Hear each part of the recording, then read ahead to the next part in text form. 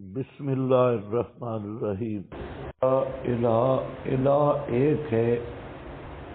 فالذین لا یؤمنون بالآخرہ، پس وہ لوگ تو نہیں ایمان رکھتے آخرت کے ساتھ، قلوبہم منکرۃ، دل ان کے بے قدر ہیں، وہم مستکبرون، اور وہ تکبر کرنے والے ہیں۔ واللہ یعلم ما تسرون وما تعلنون میں مضمون تھا کہ غیب دان اللہ تعالیٰ کے سوا کوئی غیب دان نہیں۔ لا یخلقون شیئا وہم یخلقون، اموات غیر احیاء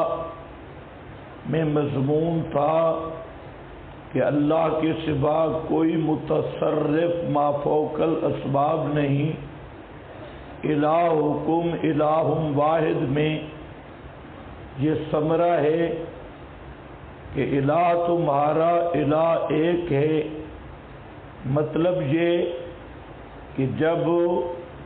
عالم ما فوق الاسباب، متصرف ما فوق الاسباب اللہ، تو الہ بھی صرف اللہ۔ فالذین زجر ہے کہ اس ایذائے حق کے بعد جو لوگ نہیں ایمان رکھتے آخرت کے ساتھ، قلوبہم منکرۃ کا معنی للوحدانیت جاہدۃ اللہ، جو آخرت کے ساتھ ایمان نہیں رکھتے، ان کے دل توحید کا انکار کرتی ہیں۔ جیسے اذا ذکر اللہ وحدہ اشمئزت قلوب الذین لا یؤمنون بالآخرہ۔ توحید کو وہی مانے گا جس کا آخرت پر صحیح ایمان ہو، کیونکہ توحید سرمایہ ہے آخرت کا، اور جس کا تو آخرت پر صحیح ایمان نہیں، وہ توحید پر بھی ایمان نہیں رکھ سکتا، کیونکہ اس کا دل بے قدر ہوگا۔ بے قدر آدمی کو توحید سمجھ نہیں آتی۔ وہم مستکبرون، اور وہ مغرور ہیں توحید سے۔ لا جرم ان اللہ، یقینی بات ہے کہ اللہ تعالی جانتا ہے ما یسرون، وہ چیزیں جو یہ چھپاتے ہیں اور وہ جو یہ ظاہر کرتے ہیں۔ انہ لا یحب المستکبرین، اللہ نہیں پسند کرتا المستکبرین عن التوحید، روح المعانی، جو تکبر کرتے ہیں اور غرور کرتے ہیں توحید سے، مسئلہ توحید کو نہیں مانتے۔ وَإِذَا قِيلَ لَهُمْ شَكْوَى مَا تَخْوِيفِ اُخْرَوِی، جب کہا جائے ان کو تحقیقاً یا امتحاناً، بطور تحقیق کے یا بطور امتحان کے، مَاذَا أَنزَلَ رَبُّكُمْ أَيُّ شَيْءٍ، کس چیز کو اتارا تمہارے رب نے، أَيُّ شَيْءٍ الَّذِي أَنزَلَهُ، کیا چیز، یعنی بھئی صحیح ہے یا نہیں۔ قالو، کہتے ہیں اساطیر الاولین، گپ شپ ہے پہلوں کی، کہانیاں ہیں پہلوں کی۔ یہ نظر اپنا نصاب پڑھتا تھا، نظر بن حارث معروف مشرک ہے، وہ عجم سے کہانیاں لایا، اسفندیار رستم فلاں فلاں کی، اور ان کہانیوں کو وہ کعبہ کے پاس بیٹھ کر لوگوں کے سامنے پڑھتا اور یہ کہتا کہ دیکھو جیسے محمد صلی اللہ علیہ وسلم قرآن تمہیں سناتا ہے، اسی طرح میرے پاس بھی قصے کہانیاں ہیں، وہ قرآن بھی وہی پرانے قصے کہانیاں ہیں۔ قالوا اساطیر الاولین، جیسے نضر بن حارث نے اپنا نصاب الگ مقرر کر کے قرآن سے دور کرنے کے لیے وہ نصاب پڑھنا شروع کیا، اسی حکم میں ہر وہ نصاب اور ہر وہ کتاب ہے جو قرآن سے دور کرنے اور اعراض عن القرآن کا ذریعہ بنے تو دونوں جرم میں برابر ہیں، چاہے کوئی کتاب بھی ہو۔ لِيَحْمِلُوا أَوْزَارَهُمْ، یہ لام عاقبت ہے، تاکہ اٹھائیں اوزارہم۔ سورہ عنکبوت آیت نمبر 13 ذرا نکالے۔ لِيَحْمِلُوا أَوْزَارَهُمْ، تاکہ اٹھائیں وہ اپنے بوجھ کامل یوم القیامہ، قیامت کے دن، اور کچھ بوجھ ان کے یذلونہم بغیر علم، 736 میں، جن کچھ بوجھ ان کے جن کو وہ گمراہ کرتے تھے بغیر علم، بغیر علم کے اور بغیر دلیل کے۔ یہاں پر بھی یہی مضمون ہے کہ وَلَا يَحْمِلُنَّ أَثْقَالَهُمْ وَأَثْقَالًا مَا أَثْقَالِهِمْ، تاکہ اٹھائیں اپنے پورے بوجھ وَأَثْقَالًا، اور کچھ بوجھ ساتھ ان کے بوجھوں کے، تاکہ پوچھا جائے قیامت کے دن اما کانوا یفترون۔ یہاں پر سوال ہے دونوں ایتوں پر، اس پر بھی اور اس آیت پر بھی، کہ دوسرے مقام پہ ہے لا تزر وازرۃ وزر اخری، کوئی کسی کا بوجھ نہیں اٹھائے گا، جبکہ ان دونوں ایتوں میں اپنا بوجھ بھی اٹھائیں گے اور کچھ ان کا بھی جن کو گمراہ کیا۔ یہ بظاہر تعارض ہے۔ جواب یہ ہے کہ یہاں جو اوزار الذین یہ ہے یا ان کے اثقال اور بوجھ ہیں، یہ مراد اس سے ان کے الگ گناہ نہیں، ان کے دو جرم تھے، ایک ضلال کا خود گمراہ تھے، اور دوسرا اضلال ان کو گمراہ کیا تھا۔ تو ان کو گمراہ کرنے کا جو بوجھ ہوگا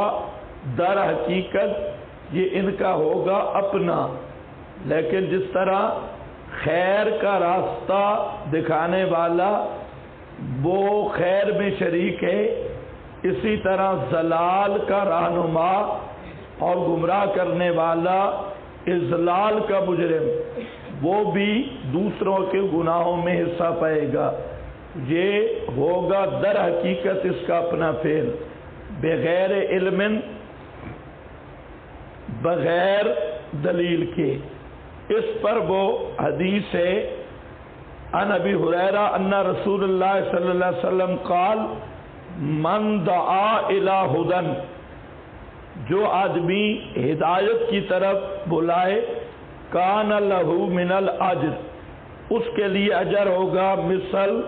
اجور ان کے جو اس کی تابعداری کرے گا، لا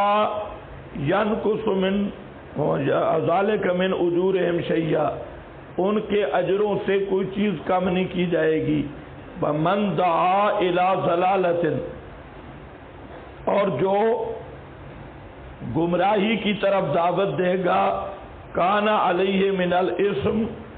اس پر بھی گناہ ہوگا جیسے گناہ اس شخص کا جو اس کی تابعداری کرے گا،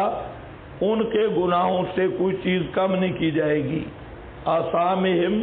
شیئا، یہ اصل میں وہی حدیث ہے جس کو راوی نے روایت بالمعنی کیا من سن فی الاسلام سنتن حسنہ اور سنتن سیئہ، جس کو بریلویوں نے بدعت کی بنیاد بنایا کہ کوئی اچھا طریقہ اچھی بدعت کرے تو بدعت حسنہ ہے، بری بدعت کرے تو بدعت سیئہ ہے۔ تو بدعت کی تقسیم انہوں نے نکالی، حالانکہ کل بدعت ضلالہ کل محدثۃ بدعہ و کل بدعت ضلالہ وہ موجود ہے، اور جب موجبہ کلیہ کی نکیر سالبہ جزیہ ہے، کل بدعت ضلالہ کی نکیر بعض البدع لیس بضلالہ، یہ پیغمبر کے فرمان کی نکیر بن جائے گا جو خالص انکار ہے، بدعت حسنہ کی تقسیم۔ اور ابن عمر کا فرمان جو ان سے روایت ہے کل بدعت ضلالہ وَإِن رَآهَا النَّاسُ حسنہ، ہر بدعت گمراہی ہے اگرچہ لوگ کہیں کہ یہ بدعت حسنہ ہے۔ اسی طرح حافظ ابن رجب کا حوالہ پڑھ چکے ہیں، امام مالک من ابتدع فی الاسلام بدعۃ یراہا حسنہ فقد زعم ان محمدًا خان الرسالۃ،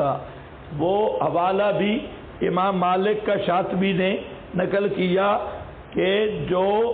دین میں کوئی چیز بدعت نکالتا ہے اسے حسنہ سمجھتا ہے، تو اس کا خیال یہ ہے کہ محمد صلی اللہ علیہ وسلم نے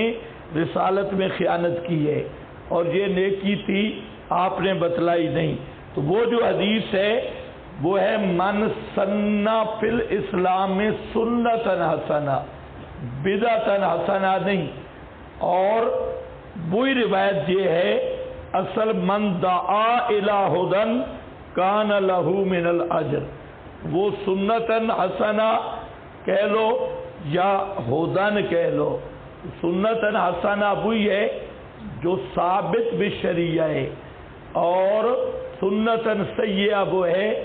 جو غیر ثابت بالشریعہ ہے، تو وہاں بدعت کی تقسیم نہیں نکلتی۔ آگے بغیر علم، علم کا لفظ قرآن میں اکثر قطعی دلیل کے معنی میں آتا ہے،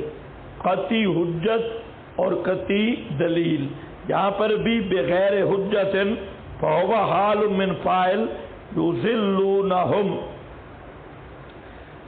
یہاں پر بغیر علم آئے یضلونہم کی فاعل ضمیر سے حال ہے، اور مطلب ہے گمراہ کرتے ہیں وہ ان کو اس حال میں کہ ان کے پاس دلیل کوئی نہیں، اس حالت میں کہ ان کے پاس دلیل نہیں۔ ہاں بھائی، یا معنی ہے یضلون من لا یعلم، یا گمراہ کرتی ہیں بے علموں کو، امی لوگوں کو، جاہلوں کو گمراہ کرتی ہیں بغیر علم، من لا یعلم انہم ضلال فہو حال من المفعول، تو اس صورت میں یہ مفعول سے حال ہوگا۔ وفی تنبیہ، اور اس میں تنبیہ ہے کہ ان کا جہل لا یصلح لہم عذرا اذا کان علیہم ان یبحثوا او یمیزوا بین الحق والباطل، دونوں صورتوں میں لا علموں کو گمراہ کرتے ہیں یا بغیر دلیل کے گمراہ کرتے ہیں، دونوں صورتوں میں جو عقائد توحید، عقائد ضروریہ ہیں، مسائل توحید، تو اس میں جہالت عذر نہیں، یہ ایک مستقل فقہا کا مسئلہ ہے۔ جاہل عذر بنتا ہے غیر واضح مسائل میں، نظری مسائل میں، اور مسئلہ توحید یہ بدی مسئلہ ہے، اس لیے اس میں جہال یا جہالت عذر نہیں۔ قرآن پاک میں شرک کی عدم مغفرت پر 2 آیتیں سورہ نساء میں آئی، وہاں پر دونوں کی ابتدا ایک ہے ان اللہ لا یغفر ان یشرک بہ ویغفر ما دون ذلک لمن یشاء، ایک آیت 116 اور ایک آیت نمبر 48 ان میں، لیکن آخر میں دونوں کا فرق ہے۔ ایک آیت میں آ رہا ہے من یشرک باللہ فقد ضل ضلالا بعیدا، دوسری میں آ رہا ہے من یشرک باللہ فقد افترا اسما عظیما، اور اس کا اگر آپ سیاق دیکھیں جہاں افترا اسما عظیما آیا تو وہاں علماء کی بات ہے، اہل کتاب کی، اور جہاں ضل ضلالا بعیدا آیا وہاں عوام الناس کی بات ہے۔ تو وہاں اللہ تعالیٰ نے یہ بات ذکر کر دی کہ کوئی جاہل شرک کرے تب بھی معافی نہیں، کوئی عالم شرک کرے تب بھی معافی نہیں۔ تو مسئلہ توحید کے باب میں جہالت عذر نہیں، اس لیے امام ابو حنیفہ رحمۃ اللہ علیہ فرماتے ہیں کہ آدمی جنگل میں پیدا ہوا اور اس تک کوئی مبلغ نہیں پہنچا، جنگل میں مر گیا تو وہ توحید کا مکلف ہے۔ اجمالاً اتنا اگر اس کے ذہن میں آ گیا کہ اس کائنات کا خالق ہے جس کا کوئی شریک نہیں، وہ اکیلا ہے، اتنی بات پر اس کی بخشش ہو جائے گی۔ اتنا تصور توحید کا فطری ہے، اور وہاں پر مبلغ کا پہنچنا بھی ضروری نہیں۔ تو بغیر علم مفعول سے حال بناؤ یا فاعل سے، دونوں صورتوں میں جہالت عذر نہیں۔ الا ساء ما یزرون، خبردار بہت برا ہے جو یہ وزن اٹھائیں گے